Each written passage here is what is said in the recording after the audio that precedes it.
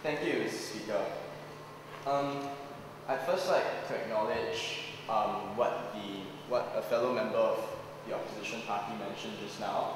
But I think, to put it more clearly, what he was trying to say was that some of the arguments on the government side are perhaps a little too emotive for our liking, in that they are not guarantees, they are not based on hard statistics. While I understand the appeal of perhaps taking ownership of your own food, which is what I interpret the representative of the government's argument as being, I believe that that does not necessarily apply to all of us. And I think I speak for quite a few of us assembled here today that we like going home to our air-conditioned rooms and having food on our plates without having to pluck it out of the ground first.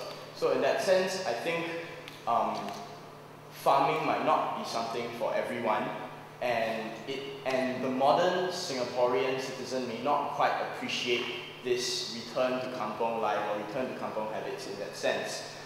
And one other thing that a representative of the government mentioned is that one thing children in Singapore have, perhaps, is a healthy respect for money, good financial sense in that, manner of speaking. Well, in that case, I would like to posit that it does not make good financial sense to put in so many hours on a rooftop garden under the hot sun slaving over food when you could just go over to a supermarket and buy it for a relatively cheap price.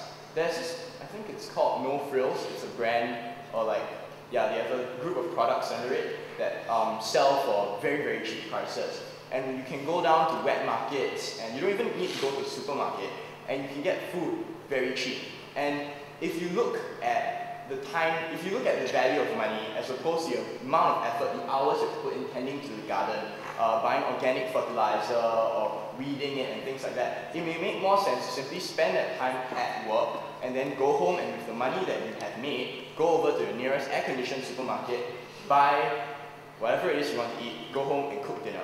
And it also requires you to sweat a lot less and get a lot less dirty in the process, which I think is something we can all appreciate in such a hot and humid nation. And one more thing is, I think we have to look very, very carefully at the practicality of the plan. I do not deny that the idea of rooftop gardens and taking ownership and citizen involvement is extremely important. I mean, we are the National Youth Assembly. I think this is a sterling example of citizen involvement, advocacy in a sense. But that said, we have to be practical here. Singapore is a small island. One thing that Michelle Obama has that we do not have is space. She lives in a place called the United States of America, which last I checked is a little bit bigger than here. And they can afford to have a lot more farmland and in general take a lot more liberties with the space they have over there that we simply cannot afford to compromise on. Singapore is already built up to a very, very significant degree. We have MRT stations and piping running like miles below ground, and we have buildings that stretch hundreds of meters into the sky. Is it really practical to turn the tops of all these buildings green for an initiative that may not produce the dividends and the outcomes that we are really expecting?